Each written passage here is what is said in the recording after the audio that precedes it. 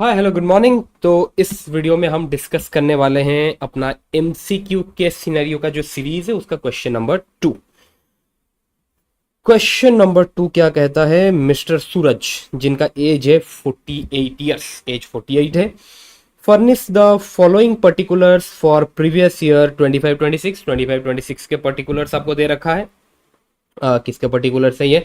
In respect of A industrial undertaking established in ACZ. ACZ में एक industrial undertaking भाई ने एस्टेब्लिश किया है मार्च 2018 में, एंड उसके डिटेल्स आपको दे रखा है। एंड इसका मैन्युफैक्चरिंग स्टार्ट हुआ है अप्रैल 2018 को। तो अपना मिस्टर सूरज करके है, उसका एज 48 है भाई। एसीजेड में एक इंडस्ट्रियल अंडरटेकिंग एस्टैब्लिश किया है मार्च 2018 को एंड मैन्युफैक्चरिंग स्टार्ट किया है अप्रैल 2018 को। उसके डिटेल्स आपको नीचे दे रखा है।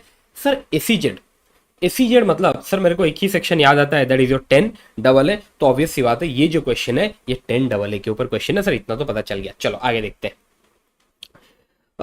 सर अपने को टोटल सेल्स दे रखा है, टोटल सेल्स अपने को दे रखा है 85 लाख का। किसका सर ये टोटल सेल है? वो एसीजेड में जो यूनिट है उसका टोटल सेल्स दे रखा है आपको 85 lakh.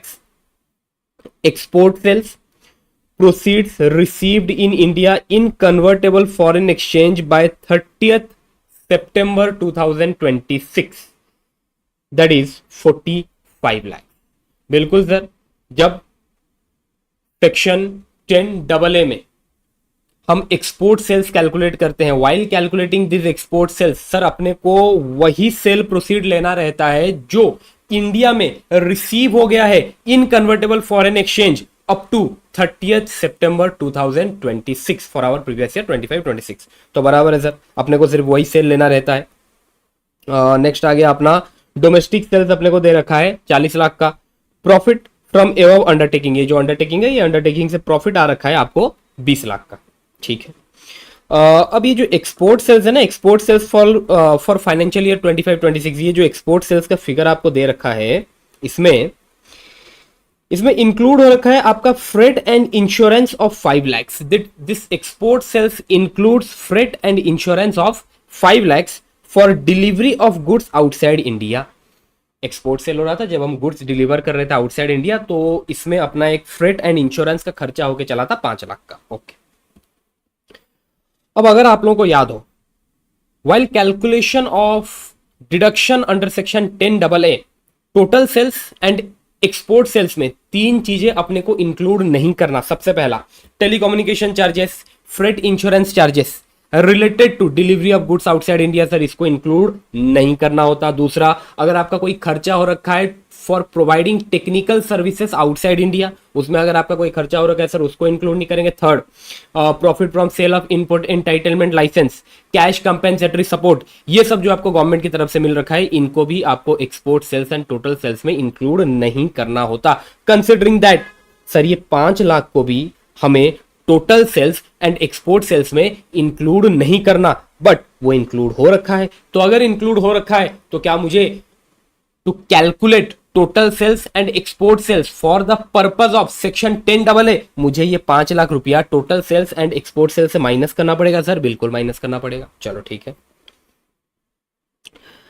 He received rent of 25,000 per month for a commercial property let out to Mr. Sudhir, a salaried individual। तो एक कॉमर्शियल प्रॉपर्टी अपना रेंट में दे रखा है, रेंट उसे आ रहा है 25,000 महीने का रेंट आ रहा है। He earned interest on saving bank account of 12,500 का सेविंग बैंक का इंटरेस्ट है भाई का।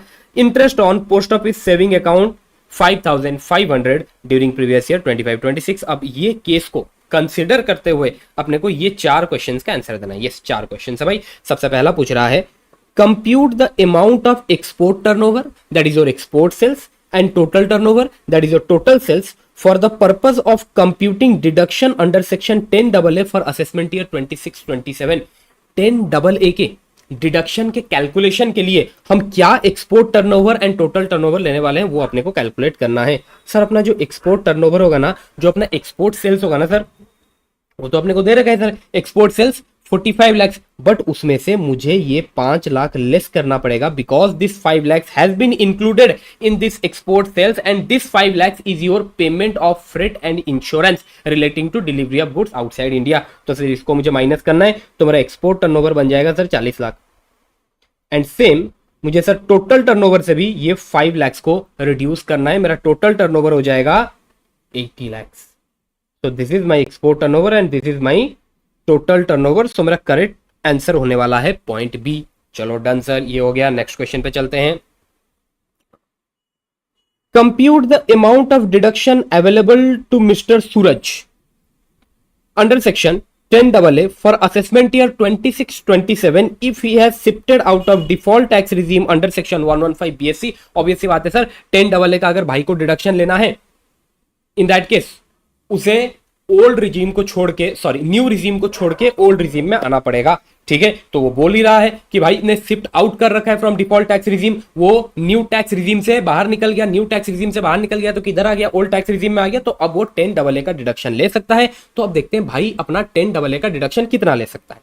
चलो सर, वो बिजनेस स्टार्ट किया था अप्रैल 2018 को, मीन्स उसका बिजनेस स्टार्ट हुआ था, ये जो उसका अंडरटेकिंग है इन एसीजेड, ये मैन्युफैक्चरिंग स्टार्ट किया था in financial year 18-19। It means अभी अपना जो करंट फाइनेंशियल ईयर है ना, फाइनेंशियल ईयर 25-26, ये उसके बिजनेस का 8th ईयर है। अगर आप देखेंगे ये उसके बिजनेस का 8th ईयर है।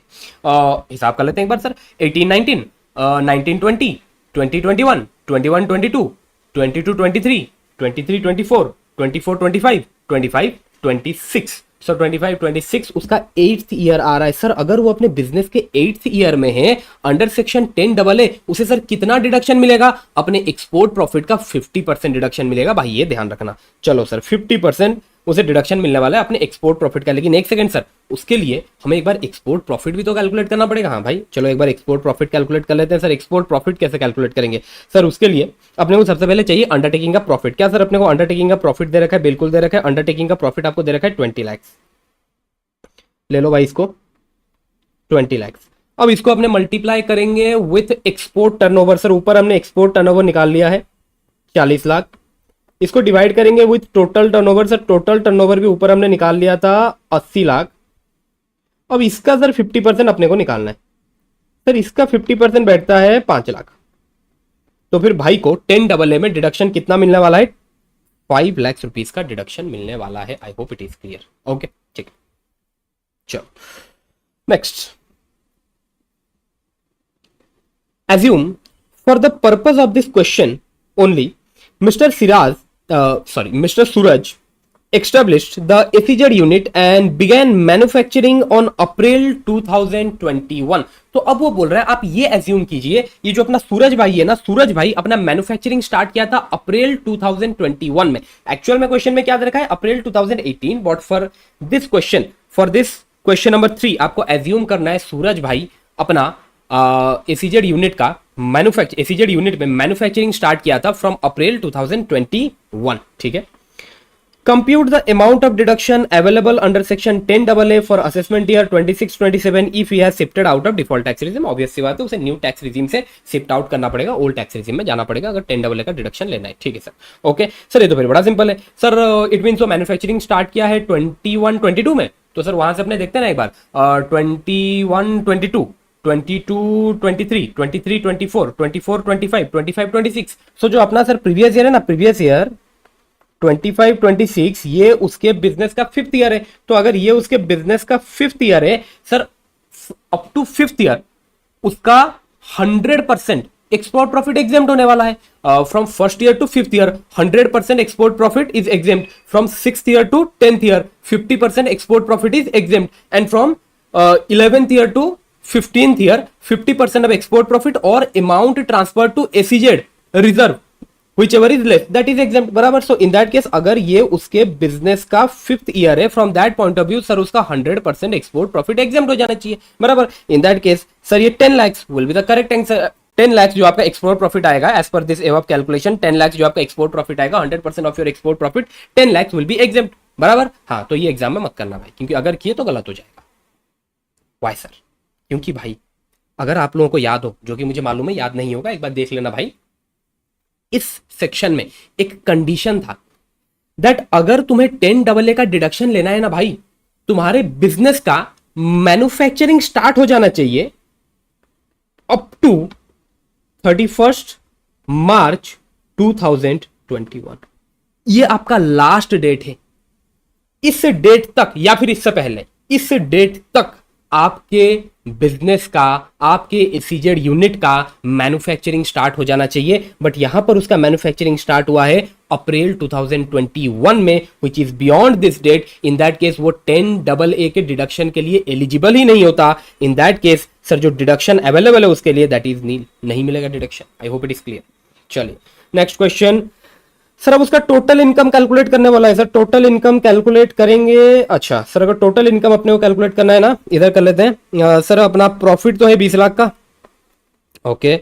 और सर अपना वो हाउस प्रॉपर्टी का इनकम था, हाउस प्रॉपर्टी का इनकम था सर 25,000 इंटू 12, 3 लाख। अब ये 3 लाख से अपने को माइनस करना है 30%, जो आपका स्टैंडर्ड डिडक्शन होता है। तो सर वो हो जाता है आपका 2,10,000, बराबर ना। ये इधर वाला, ये जो आपका 25,000 पर मंथ जो उसका रेंट आ रहा है, तो ये हो जाएगा आपका 3 लाख। एनुअल रेंट हो जाएगा 3 लाख, और वहां से 30% स्टैंडर्ड डिडक्शन माइनस करने के बाद आपका इनकम फ्रॉम हाउस प्रॉपर्टी में टैक्सेबल होने वाला है 2,10,000। चलो सर ये तो हो गया। सर सेविंग बैंक का कुछ इंटरेस्ट था, यस बिल्कुल देख लेते हैं। सेविंग बैंक का इंटरेस्ट है 12,500 एंड पोस्ट ऑफिस का सेविंग अकाउंट का इंटरेस्ट है 5,500। ठीक है, ये तो मैंने ले लिया 12,500। और जहाँ तक बात है आपका पोस्ट ऑफिस में जो आपका सेविंग अकाउंट है उसमें आपको जो इंटरेस्ट मिल रहा है ये 5,500 करके, इसके अगेंस्ट में एक एग्जाम्शन मिलता था 3,500 का। बट अगर जॉइंट अकाउंट है तो फिर 7,000 का एग्जाम्शन मिलता था। तो अब यहाँ पर जॉइंट अकाउंट तो है नहीं, तो यहाँ पर एग्जाम्शन मिलने वाला है आपको 3,500। तो ये जो 5,500 है यहाँ से 3,500 का एग्जाम्शन मिल जाएगा। सब टैक्सेबल तो होने वाला है आपके हाथ में सर, 2,000 टैक्सेबल होने वाला है। अब सर यहाँ से डिडक्शंस क्या क्या मिलेगा। सर सबसे पहला तो ये जो आपका 5 लाख का डिडक्शन मिलेगा अंडर सेक्शन 10AA का 5 लाख का आपका डिडक्शन हो गया। नेक्स्ट सर और एक डिडक्शन अपने को मिलने वाला है 80TTA का। एक सेकंड, लेकिन उसके लिए उसका एज देखना पड़ेगा। भाई का एज 48 है, लेकिन अगर ये 60 और मोर होता है इन दैट केस 80TTB का डिडक्शन मिलता, बट भाई का एज बिलो 60 है तो उसे डिडक्शन मिलने वाला है 80TTA का। दैट इज कितना भाई, मैक्सिमम 10,000। 10,000 से ज्यादा नहीं हो सकता वो। 80TTA deduction against interest from saving bank. चलो